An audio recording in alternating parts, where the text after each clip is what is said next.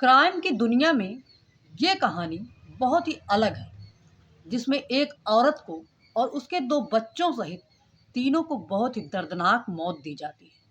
और ये दर्दनाक मौत किसी गुनाह के लिए नहीं, बल्कि एक छोटी सी गलती की वजह से दी जाती है। हम इसे गलती कह ही नहीं सकते। वो औरत मुस्लिम समाज से थी और वो अपने ससुराल से गुस्से में बिना बुरखे के अपने मायके जाने लगती है, और इसी कारण उनके अपनों ने उनको मौत के घाट उतार दिया। उस औरत सहित 2 बच्चों को मारकर उसके ससुराल में ही एक सेप्टिक टैंक खुदा हुआ था और उसी में डालकर उनको दफन कर दिया गया। आइए जानते हैं कि ये कहानी कैसी है और क्या हुआ उस औरत के साथ, जो कि अपने 5 बच्चों के पालन पोषण के लिए अपने पति से सिर्फ एक ही अर्ज कर रही थी कि वो अपने बच्चों के लिए एक छोटी सी नौकरी करना चाहती है। दोस्तों, ये कहानी है दिल्ली से थोड़े से दूर, राज्य उत्तर प्रदेश का एक गांव लगता है, गांव नहीं जिला लगता है, जिसका नाम शामली होता है। शामली में एक परिवार रहता है। परिवार में जो मुखिया होते हैं उनका नाम फारूक होता है, जिनकी 18 साल पहले एक औरत से शादी हुई थी। उस औरत का नाम ताहिरा था और ताहिरा और शाहरुख के 5 बच्चे हो चुके थे। उन 5 बच्चों में से 3 बेटियां थीं और 2 बेटे थे। और उनकी जो सबसे बड़ी बेटी थी उसकी उम्र थी 14 साल, और जो उनका सबसे छोटा बेटा था उसकी उम्र 5 साल थी।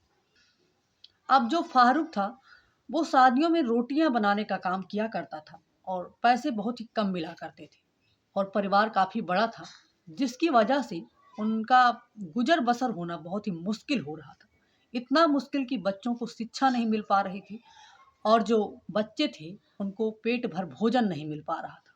अब ये सब चीज़ें किसी भी माँ से बर्दाश्त नहीं होंगी। माँ तो ऐसी होती है कि वो अपने बच्चों को दर्द में देखने के बाद वो कुछ भी करने के लिए तैयार हो जाती है। इसलिए वो उसे लगने लगा कि मैं थोड़ी बहुत पढ़ी लिखी हूँ, मैं अपने पति से इस बात के बारे में चर्चा करती हूँ कि क्या मैं बाहर जाकर कुछ नौकरी वगैरह अगर करूँ तो घर के खर्च में अपने पति के साथ मैं भी हाथ बटा सकती हूँ। ये सारी चीज़ें चल रही थी कि अचानक से उस घर से 3 लोग गायब हो जाते हैं, और गायब इस कदर होते हैं कि हफ्तों तक उनका खबर ही नहीं मिलता कि वो हैं कहाँ। और उस घर के 3 लोग कोई और नहीं थे बल्कि ताहिरा थी और उसकी 2 बेटियां थी। वो अचानक से गायब हो जाते हैं और उनके बच्चे पूछने लगते हैं फारूक से कि आखिर माँ कहाँ गई और हमारी बहन कहाँ गई। तो फारूक कहता है कि वो तुम्हारे नानी के यहाँ गई होंगी, आ जाएंगी जल्द ही। लेकिन दोस्तों, जब हफ्तों से ज़्यादा समय होने लगा तो जो ताहिरा थी उनके मायके से उनके पिताजी आते हैं और कहते हैं कि जो ताहिरा है वो कहाँ है, क्योंकि हफ्तों से उनका फ़ोन भी नहीं लग रहा था। ताहिरा अक्सर 2-3 दिन बीतने पे अपने मायके फ़ोन किया करती थी, और जब फ़ोन वगैरह नहीं जा रहा था, बातचीत नहीं हो रही थी, तो पिता को फ़िक्र होने लगती है। वो आता है, पूछने लगता है, तो जो छोटे-छोटे बच्चे थे, उन्होंने तुरंत अपने नाना से कहना शुरू कर दिया कि वो तो आपके ही घर गई हैं नाना जी। पिताजी ने तो यही बताया। अब पिता पहले ही कुछ बोल पाता कि उसके पहले ही बच्चों ने उनका जवाब दे दिया। अब नाना को थोड़ा-सा बुरा लगा कि आखिर ये बच्चे क्या बोल रहे हैं? हमारे यहाँ तो ताहिरा आई भी नहीं, कई महीनों से वो नहीं आई, और ये बच्चे कह रहे हैं कि आपके यहाँ गई हैं।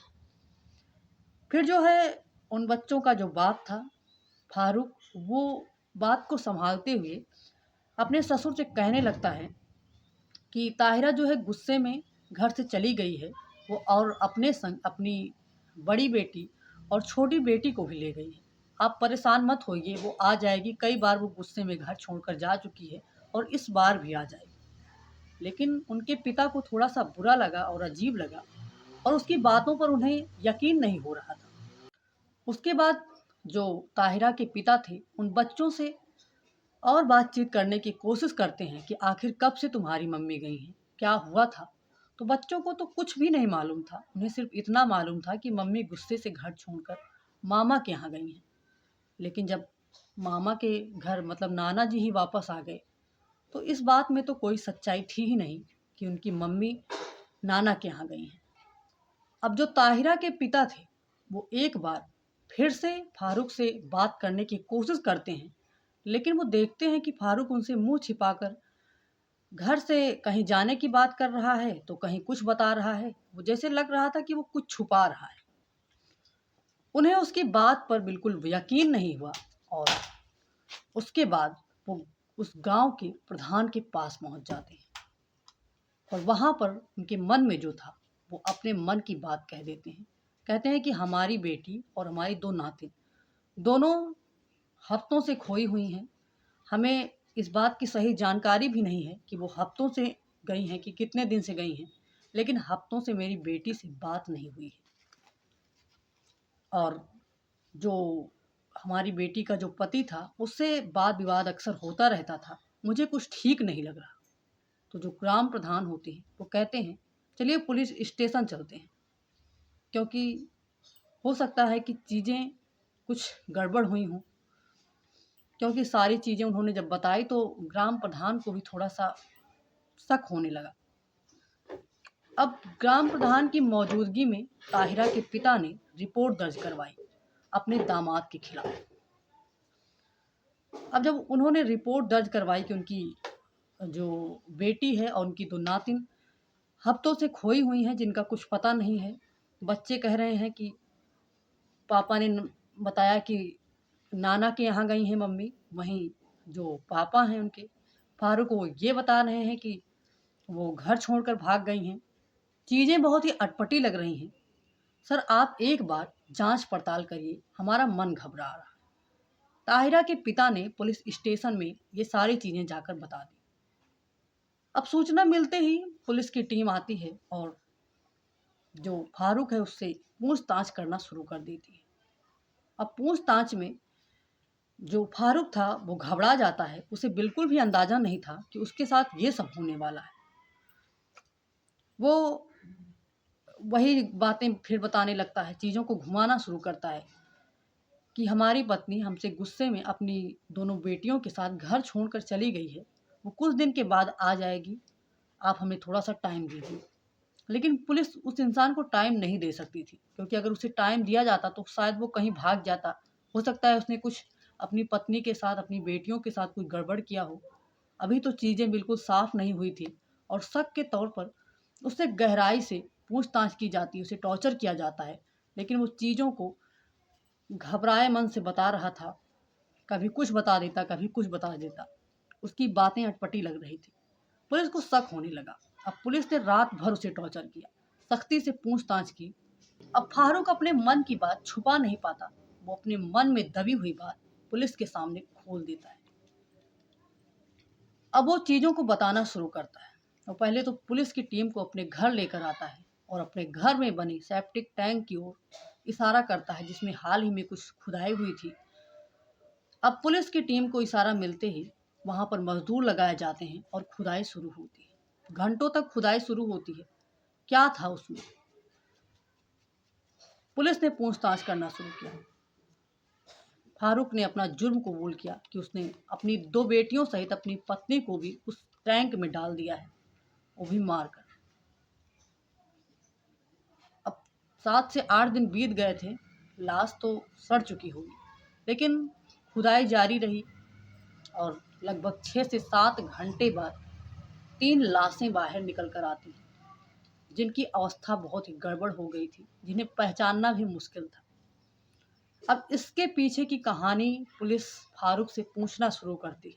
अब फारूक बताता है कि उसकी पत्नी की और उसकी महीनों से लड़ाई चल रही थी और लड़ाई सिर्फ इस बात से थी कि उसकी पत्नी घर से बाहर जाकर नौकरी करना चाहती थी, क्योंकि पैसों की घर में बहुत ही तंगी थी, बच्चों का पालन पोषण नहीं हो पा रहा था।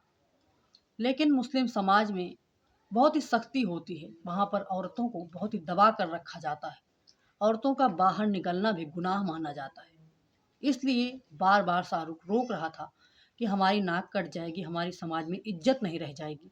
हमें जो दुख झेलना है इस घर के अंदर झेल लेते हैं, लेकिन तुम बाहर मत निकलो।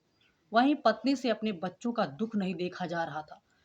बच्चों को 2 टाइम का अच्छे से भोजन नहीं मिल पा रहा था और चीज़ें बहुत ही गड़बड़ थी घर की। स्थिति बिल्कुल देखी नहीं जा रही थी।